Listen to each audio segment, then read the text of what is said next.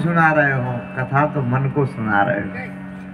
जितने संत हुए सबने मन को समझाया। मीरा मोरा मन दर्पण कहला। कबीर जब मन की खटपट मिटे तो झटपट दर्शन होए। सूरदास रे मन मूर्ख कब तक जीवन व्यर्थ गवायो, राम नाम नहीं गायो तो अंत समय पछतायो। श्री तुलसीदास स्वांताय सुखाय तुलसी रघुनाथ गाथ। अंतःकरण को कथा श्री तुलसीदास जी ने सुनाई, मन के लिए सुनाया। पाए न कही गति पतित पावन, राम भज सुन सठ मना। अरे मन, ऐसा कौन है जिसने राम नाम जप करके मुक्ति को प्राप्त नहीं कर लिया। सब संतों ने मन को समझाया, कुछ ने मन को मूर्ख कह दिया, कुछ ने मन को सठ कह दिया। तो अपने अपने विचार थे। कुछ ने मन को हाथी कह दिया, कुछ ने मन को, ये तो सब अपने अपने विचार है। नौकर कह दिया, कुछ ने राजा कह दिया। ठीक है, मन को समझाना महत्वपूर्ण है। जिसका मन संवर गया उसका जीवन सुधर गया। मन को भगवान में लगाओ। भगवान कहते हैं तुम अपना मन मुझे दे दो। निर्मल मन जन सो मोही भावा। आगे की कथा मन लगा करके सुनो। श्री विश्वामित्र जी महाराज कहाँ रहते हैं? उलबक्सर के क्षेत्र में। विश्वामित्र महामुनि ज्ञानी, श्री राम जय राम जय जय राम। बसहि विपिन शुभ आश्रम जानी, श्री राम जय राम जय जय राम। विश्वामित्र महामुनि ज्ञानी, श्री राम जय राम जय जय राम। बसहि विपिन शुभ आश्रम जानी, श्री राम जय राम जय जय राम। जहाँ जप योग मुनि करहि, श्री राम जय राम जय जय राम। श्री विश्वामित्र जी महाराज कहाँ रहते हैं? बक्सर के क्षेत्र में, बिहार बक्सर। यज्ञ करते हैं, जब करते हैं तब करते हैं। साधु संतों का कर्म है, यही परमार्थ है। यज्ञ करना परमार्थ। यज्ञ किया, अच्छी बारिश हुई, किसान की खेती अच्छी बन गई, देश खुशहाल हो गया। यज्ञ की कमी आई, धर्म कम हुआ, पाप बढ़ा, भूकंप आया, नुकसान हो गया। पूजा पाठ जब तक होता रहता है, धर्म होता रहता है, तो सब सही रहता है। धर्म की कमी आई कि भूकंप, प्राकृतिक आपदाएं आती रहती। कहीं ज्वालामुखी फट गए, कहीं बर्फ पिघल गई, कहीं अधिक बारिश हो गई, कहीं भूकंप आ गया। ये प्राकृतिक आपदाएं हैं, ये ऐसे ही आती हैं। जीवन में भजन बढ़ाओ। उसका दिया रे जले तूफान में, जिसकी लागी रे लगन भगवान। अपने कर्म को करो, कर्म को करो। हमारा कर्म क्या है? आखिरी सांस तक कर्म नहीं छूटना चाहिए। हमारी क्या रिस्पॉन्सिबिलिटी? लोग क्या कह रहे हैं उससे छोड़ो। नदी में नाविक आया तूफान, उसने कहा तूफान आ गया, नाव तो डूब जाएगी, नहीं बच सकती, मरना तो है ही, सब मरेंगे। उसने कहा मैं तैर के बच लूं, इसमें ही फायदा है। कहते हैं वो कूदा, नाव को छोड़ दिया, कूद गया, तैर तैर के वो भी मर ही गया, नाव भी पलट गई, वो भी मर गए, सब मर गए। तूफान भयानक था। यमराज के पास पहुंचे, यमराज ने कहा ये जो जितने नाव में बैठे थे इन सबको तो पहुंचा दो बैकुंठ, और ये जो नाव चला रहा था इसको पहुंचाओ नरक में। नाव वाले ने कहा हमें अकेले क्यों नरक में, ये कोई बात है? अरे बोले तुम्हें नरक में इसलिए भेज रहे हैं कि तुमने अपने काम से काम चोरी की थी। तुम्हारा दायित्व था कि आखिरी सांस तक तुम्हें अपना कर्म करना था, तुमने अपना कर्म नहीं किया, तुमने केवल अपने बारे में सोचा। अरे नाव डूबती तो डूब जाती, तुम्हें आखिरी समय तक बचाने का प्रयास तो करना ही था, क्योंकि तुमने नहीं किया। अब तुम बताओ तुम्हें नरक में भेजें या वैकुंठ भेज दें? तुम ही बताओ तुम्हारे साथ कौन सा न्याय करें, तुमने ठीक किया कि गलत किया? नाव वाले ने कहा किया तो मैंने गलत है, मैं भी नहीं कहूंगा कि मुझे वैकुंठ भेजो, मुझे नरक भेज दो। ये है पश्चाताप। इसलिए भगवान ने जो भी जवाबदारी तुम्हें सौंपी है उससे कभी पलायनवादी नहीं बनना चाहिए, भागना नहीं चाहिए, उसको पूर्ण करना चाहिए।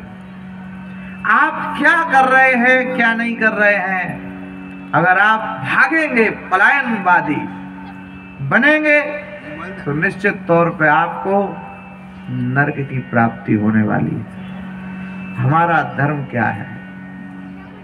जब कर्म ही धर्म बन जाए तब राम मिलेंगे, जब कर्म ही धर्म बन जाए तो राम मिल जाएंगे। नाव केवट नहीं चलाता तो राम नहीं मिलते, कर्म है नाव चलाना, लेकिन उसने कर्म को ही अपना धर्म मान लिया है।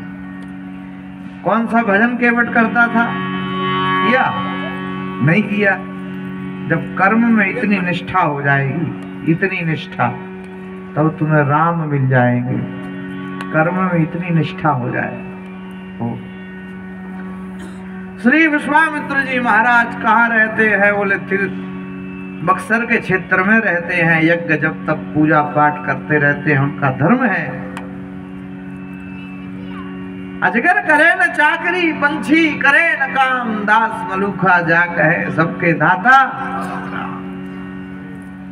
साधु तो राम नाम ही जपेगा, और तो क्या करेगा बताइए? और क्या करेगा?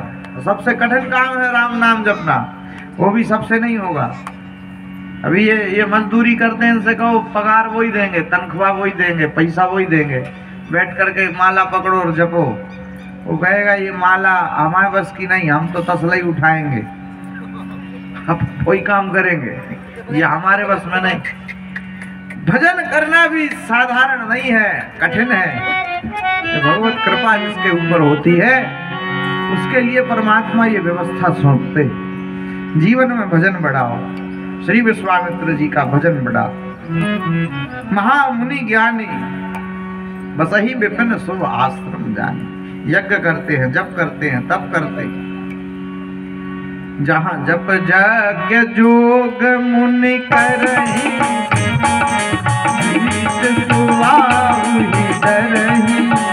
श्री राम जय राम जय जय राम, श्री राम जय राम जय जय। जहाँ जप यज्ञ जोग मुनि करही, अति मारीच सुआहुहि डरही। श्री राम जय राम जय जय राम, श्री राम जय राम जय जय। गाति तनय मन चिंता व्यापी, हरि बिन मरहि न निस्तर पापी। श्री राम जय राम जय जय राम, श्री राम जय राम जय जय। यज्ञ करते हैं, जप करते हैं, तप करते हैं, अपने लिए नहीं करते हैं, समाज के लिए करते हैं, परमार्थ का कार्य। अति मारीच सुबाहु ही डरहि। मारीच सुबाहु आदि जो है रावण ने उनको निर्देश दे रखा है, अगर कोई यज्ञ करे तो यज्ञ को विध्वंस कर दो। ये आसुरी प्रवृत्ति। रावण स्वयं तो तिलक चंदन लगाता है त्रिपुंड, और किसी दूसरे को चंदन नहीं लगाने देता। रावण स्वयं तो यज्ञ करता है किंतु किसी दूसरे को यज्ञ नहीं करने देता। रावण स्वयं तो शंकर जी का पूजन करता है, महादेव का, किंतु किसी दूसरे को नहीं करने देता। यह है आसुरी प्रवृत्ति, जो केवल अपने बारे में सोचे, अपने लिए जिए। आसुरी प्रवृत्ति। तिलक लगाएंगे तो हम ही लगाएंगे, और यज्ञ करेंगे तो हम ही करेंगे, और हमारे सिवा कोई ना कर पाए। पूजा भी करेंगे तो हम ही करेंगे और कोई नहीं। ये आसुरी प्रवृत्ति है, ये आसुरी प्रवृत्ति। इतना ही अंतर है। असुरों ने एक बार कहा कि हम भी अच्छे आदमी हैं, आप हमें फालतू बदनाम करते हैं। भगवान से कहा नहीं, हमारे अंदर भी कभी, हमको भी तो ऐसे आप समझो।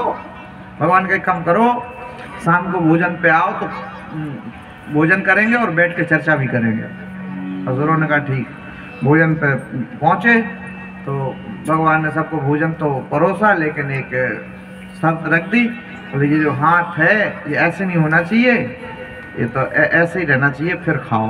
तो अभी वो लड्डू उठाए खाए तो मुंह में गिरे, कई बार न गिरे तो कपड़े खराब हो गए। उसने पूड़ी उठाए, सब्जी लगाए तो खाए तो मुंह में आ भी जाए ना भी आए, कितना भोजन तो वेस्टेज चला गया, कपड़े खराब हो गए। अभी देवता भी आए थे, यही बात भगवान ने देवताओं से कही, तुम बैठ कर चर्चा करेंगे लेकिन ये हाथ ऐसे नहीं होना चाहिए, भोजन कर लो।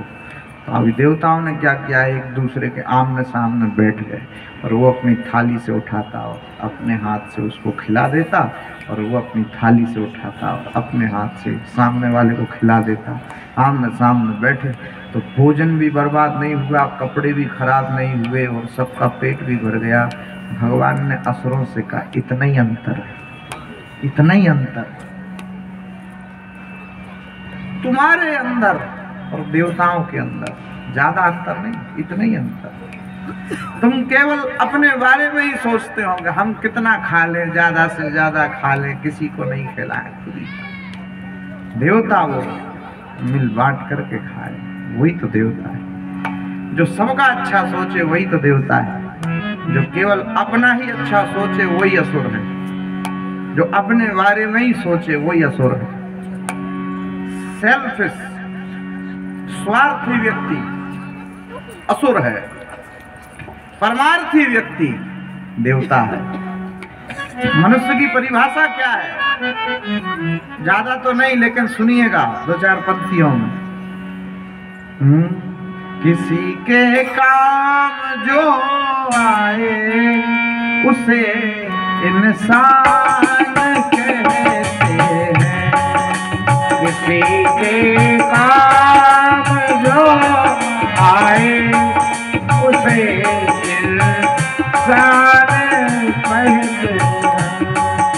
पराया दर्द अपनाए उसे इंसान कहते हैं। पराया दर्द जो अपनाए उसे इंसान कहते हैं। यूं भरने को तो दुनिया में पशु भी पेट भरते हैं, पशु भी पेट भरते हैं। पथिक जो माट कर खाए उसे इंसान कहते हैं। पथिक जो माट कर खाए उसे इंसान कहते हैं। किसी के काम जो आए उसे इंसान कहते हैं। किसी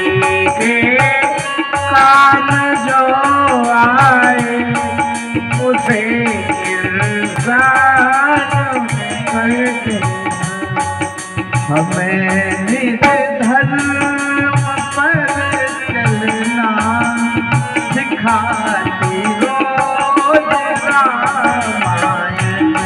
हमें निज धर्म पर चलना सिखाती रोज रामायण। सदा शुभ आचरण करना सिखाती रोज रामायण। सदा शुभ आचरण करना सिखाती रोज रामायण। जिन्हें संसार सागर से उतर कर पार जाना है, उतर कर पार जाना है। उन्हें सुख से किनारे पर भेजती रोज रामायण। उन्हें सुख के किनारे पर भेजती रोज रामायण। हमें निज धर्म पर चलना सिखाती रोज रामायण। हमें निज धर्म पर चलना सिखाती रोज रामायण। धर्म पर कैसे चले ये हमको राम कथा सिखाती।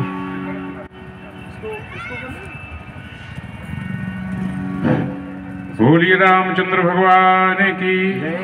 तो राम कथा का आज 6वां दिवस चल रहा है।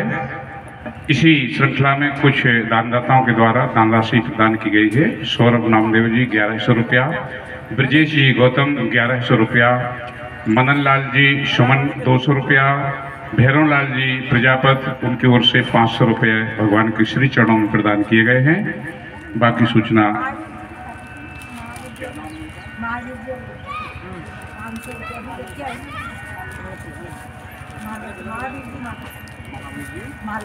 हाँ, महावीर जी मालव उनकी ओर से 500 रुपया।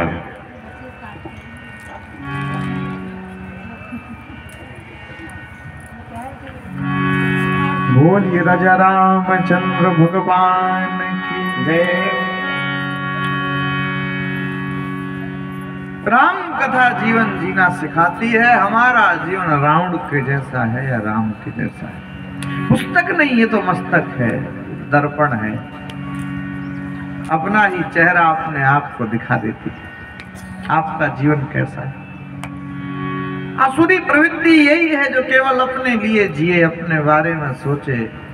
हमारे तो देश में भी कहा गया, सर्वे भवन्तु सुखिना सर्वे सन्तु निरामया सर्वे भद्राणि पश्यन्तु मा कश्चित् दुःख भाग् भवेत्। ये हमारे देश में कहा गया, विश्व का कल्याण हो। हालांकि ये भी कह सकते हैं कि भारत का कल्याण हो, लेकिन नहीं, विश्व का कल्याण हो, विश्व का कल्याण। जो सबका अच्छा सोचते हैं उनका तो अच्छा हो ही जाता है। हम बार बार कहते हैं संकीर्ण विचारधारा नहीं होनी चाहिए। नहीं, हेलीकॉप्टर के सपने देखोगे तो साइकिल तो मिल ही जाएगी, और पहले से ही साइकिल के सपने देखे तो उसमें समस्या है, फिर आगे क्या होगा? सबका अच्छा सोचोगे तो तुम्हारा तो अच्छा हो ही जाएगा। सबका अच्छा सोचो। अब वो अलग बात है, हे भगवान सबका अच्छा करो लेकिन शुरुआत हमसे करो।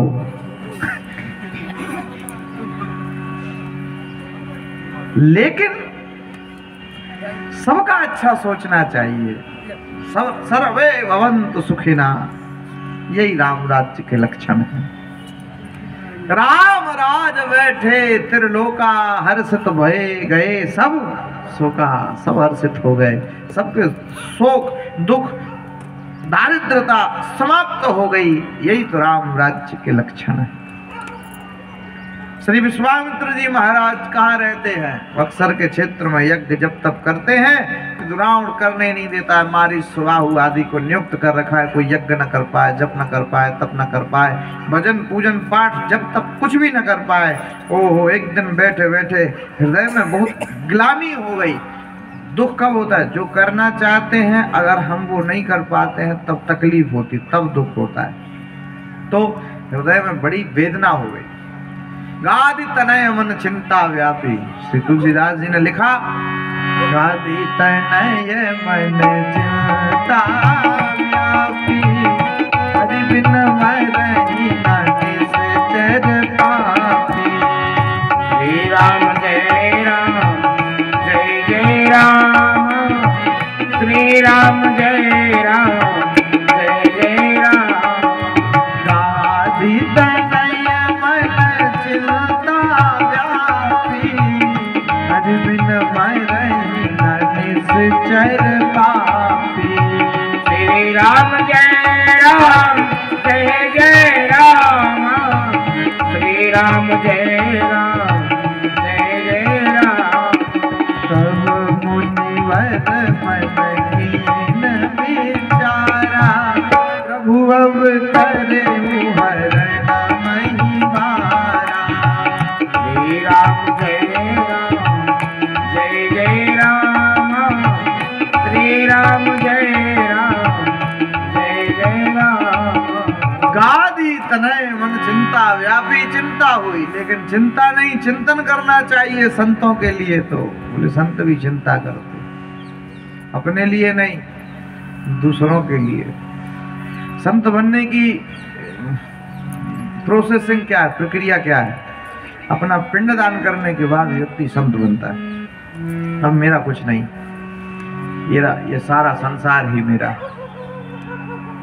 ये पृथ्वी मेरा बिस्तर है, ये आसमान मेरा चादर है। जमीन पर लेट जाते हैं, सिराने हाथ रखते हैं, और हम तो अपना बिस्तर तकिया हमेशा अपने साथ रखते। अलमुस्त फकीर संत। एक संत शमशान में रहते थे, गांव के लोगों ने थोड़ा प्रवचन सुना दिया करो, हमारा सुबह शाम अच्छा लगता है। तो हमने कभी सुनाए नहीं। गांव के लोगों ने व्यवस्था की, आसपास के 20, 30, 50 गांव में प्रचार प्रसार, इतने लोग आ गए, महाराज आपके कारण आए, कुछ तो बोलो, कुछ तो बोलो। तो जोर जबरदस्ती की, तो महात्मा आए, तो अलमस्त फकीर संत आते ही कहा भगवान है। सबने हाथ उठाए, है। तो जब सबको पता है तो अब क्या बोलो। और उतरे और गए। अभी लोगों ने कहा महाराज कुछ तो बोलो, अभी मुश्किल में तो इतने लोग इकट्ठे हुए, ऐसे कैसे चलेगा महाराज, थोड़ा बोल दो। तो अब की बार फिर महात्मा को लेके आए, और इतने सारे लोग। महात्मा ने कहा ठीक है, प्रश्न पूछता हूँ, उत्तर देना। तो उन्होंने कहा ठीक। उसने फिर प्रश्न पूछा, भगवान है? तो आधे लोग, सब लोगों ने कहा नहीं, है ही नहीं, है ही नहीं। बोले जब है ही नहीं तो अब क्या बोले। उतरे और गए। तो लोग फिर पीछे पड़े, महाराज ऐसे नहीं होता, कुछ तो बोलो, थोड़ा तो समझा दो, थोड़ा तो बोल दो। अब फिर महात्मा जी मंच पे आए, और इतने लोग। फिर महात्मा ने कहा अच्छा भगवान है? तभी लोग भी चालाक, जो आधे कहें कि है और आधे कहें कि नहीं है। बोले जो कह रहे है वो हाथ खड़े करो, और जो कह रहे नहीं है वो बैठे रहो। तो बोले जो खड़े हो गए वो बैठे वालों को समझाओ भगवान है, आपसी मामला है, आपस में ही निपट सुलझ लो, हमारी क्या जरूरत है। साधु निकले, निकल गए, चले गए। साधुओं का अपना आनंद है, ज्यादा चक्कर में नहीं पड़ते। साधु वही है, ना काहू से दोस्ती, ना काहू से बैर, कबीरा खड़ा बाजार में मांगे सबकी, वही साधु है। वो ज्यादा इसके उसमें पड़ते ही नहीं है। उसके लिए तो सारा जगत एक दृष्टि में है, ये सारा संसार एक दृष्टि में, वही तो साधु के लक्षण। तो श्री विश्वामित्र जी महाराज मन में चिंता करने लगे। गाधी तनय मन चिंता व्यापी। चिंता, संत भी चिंता करते हैं। क्यों? वृक्ष अपना फल स्वयं नहीं खाता, नदी अपना पानी कभी स्वयं नहीं पीती, संत लोग भी जीवन कभी अपने लिए नहीं जीते। जो दूसरों के लिए जीवन जीता है उसका ही जीवन सार्थक है, जीवन सार्थक। समाज के लिए संत चिंता करते, इतने लोग दुखी हैं, उनको ठीक करने के लिए क्या करें? स्वामी विवेकानंद ने वैराग्य लिया तो हिमालय जाने लगे, तो उनके गुरु रामकृष्ण परमहंस ने रोका, अरे कहाँ जा रहे हो? इकट्ठे जाओला। बोला हम तो हिमालय जाएंगे, हिमालय साधु बन गए, भक्ति करेंगे, पूजा पाठ। अरे बोले नहीं, संसार के दुखों को देखो, इनका निवारण भी तुम्हारा धर्म है।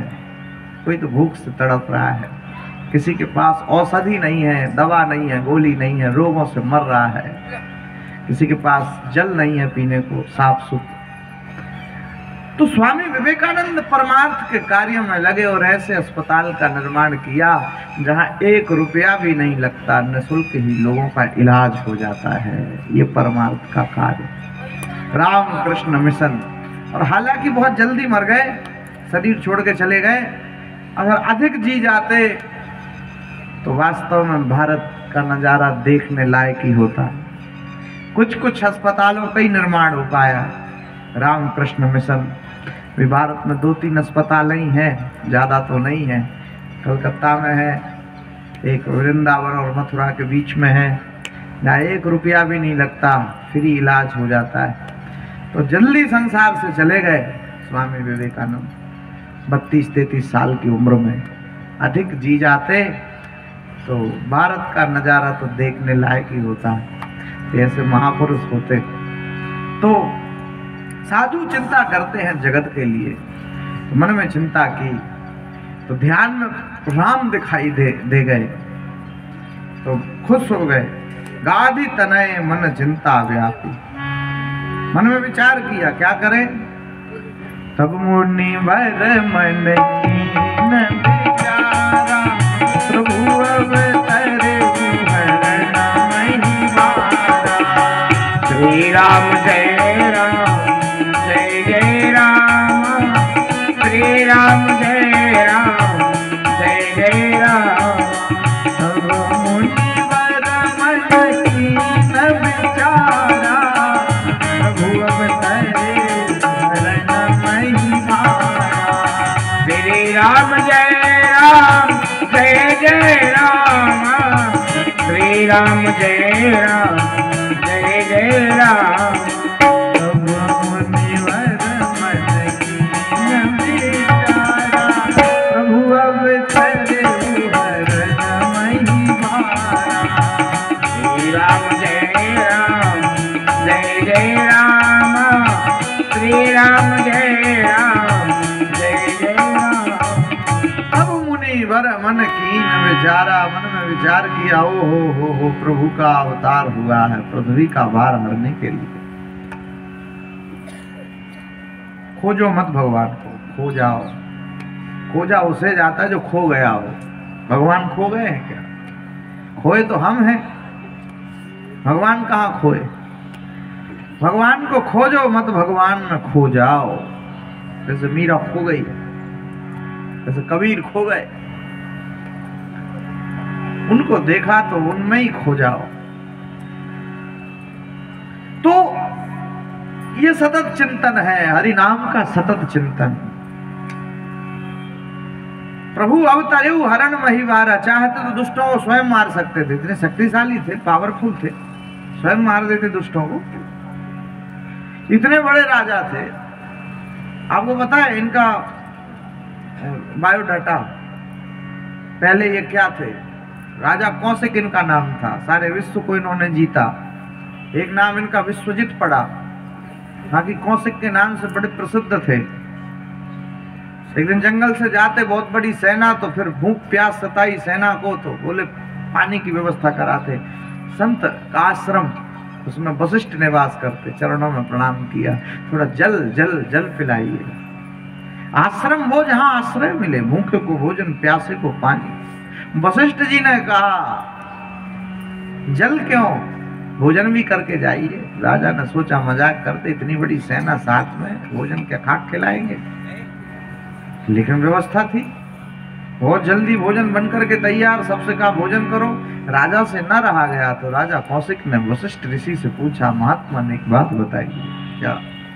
मैं तो राजा हूं, इतने जल्दी ऐसी अद्भुत व्यवस्था में स्वयं नहीं कर सकता था। आपने ये इतनी अच्छी व्यवस्था करी, भोजन कराए, तो कैसे बताइए आप। बोले हमारे पास एक गाय है, कामधेनु नहीं, कामधेनु की पुत्री जिसका नाम था नंदिनी। उस गाय के सामने हम जो भी इच्छा व्यक्त करते हैं वो गौ माता हमारी उस इच्छा को पूर्ण कर देती। राजा ने कहा दर्शन कराओ। जब वशिष्ठ ऋषि ने कौशिक राजा को दर्शन कराए तो राजा देख करके इतने खुश हुए, कहा ये गाय मुझे दे दो आप। मना कर दिया, नहीं इसके बदले में पूरा राज्य ले लो, लेकिन गाय दे दो। बोल नहीं नहीं। क्रोध आया, अपनी सेना से कहा जाओ चले जाओ, रानी से कह देना कि अब राजा नहीं आएगा। साधु बन गया। जिस राजा ने विश्व को जीता उस राजा ने विश्व को मित्र बना लिया। ऐसे विश्वामित्र थे, सब कुछ तो जीत लिया लेकिन क्रोध पर विजय अभी बाकी थी। घनघोर तपस्या हो गई लेकिन क्रोध अभी नहीं जीता गया। एक दिन ख्याल आया, दुश्मनी तो वशिष्ठ ऋषि से ही थी, बोले आज काम तमामी करेंगे। उठा के फरसा मारने को तैयार, रात्रि का मामला। लेकिन रात में भी वशिष्ठ जाग रहे हैं और अपनी पत्नी से बात कर रहे हैं। तो विश्वामित्र जी ने सोचा जरा हम सुने ये दोनों आपस में क्या बात करते। तो वशिष्ठ ऋषि चर्चा कर रहे थे कि विश्वामित्र अच्छे हैं। तो वशिष्ठ की पत्नी जिनका नाम अरुणधति, वो कहते कि आप बनाते क्यों नहीं ब्रह्मर्षि, बना दो जब योग्य है, समझदार है। बोले हाँ अभी योग्य तो है विश्वामित्र, समझदार भी है, लेकिन थोड़ी सी कमी रह गई। उसका क्रोध और थोड़ा कम हो जाए तो उसको ब्रह्म ऋषि बना दूं। विश्वामित्र छुपे छुपे सुनते कि ये तो मुझे इतने बड़े पद देने का सोच रहे हैं, ब्रह्म ऋषि पद पे बिठाने का सोच रहे हैं, और मैं इनके हत्या के विचार से आ गया, ये तो बहुत गलत है। और उसी क्षण जा करके विश्वामित्र ने वशिष्ठ ऋषि के चरणों में प्रणाम किया, बहुत गलती हो गई, क्षमा करिए। वशिष्ठ ऋषि भी खुश हो गए और ब्रह्म ऋषि पद के ऊपर विश्वामित्र जी के लिए बिठा दिया। तो ऐसे श्री विश्वामित्र थे और जीवन सुधरते सुधरते सुधरते इतना सुधर गया कि ध्यान में परमात्मा दिखाई देने लग गए। बहुत लोग मेरे से कहते महाराज मेरे ध्यान में ना भगवान नहीं आते, कभी कभी तो ऐसा होता कि मंदिर जाते तो उल्टे सीधे विचार आते, ख्याल आते। ये डरने की आवश्यकता नहीं, कुछ गलत विचार भी आते हैं तो भी मत डरिए। क्यों? ये पहले क्या होता है, जब अपन कोई मशीन चलाते हैं तो पहले गंदा पानी आता है, उसके बाद में फिर पानी अपने आप साफ होता जाता है। ये तुम्हारी भक्ति की प्रथम श्रेणी है। भी कुछ मैलापन आ रहा है, कुछ गंदापन आ रहा है तो उसको आने दो, उसमें डरने की आवश्यकता नहीं। प्रभु शरण में हो, धीरे धीरे जीवन निर्मल हो जाएगा, साफ हो जाएगा। मैली चादर ओढ़ के कैसे द्वार तिहारे आओ, हे पावन परमेश्वर मेरे मन ही मन सकुचाऊं। मन में संकुचित भाव तो लगता होगा, लेकिन आप चिंता मत करो, प्रभु के द्वार पर पड़े रहो, पड़े रहो, पड़े रहो। वो कृपा तो करेंगे, उनका स्वभाव है।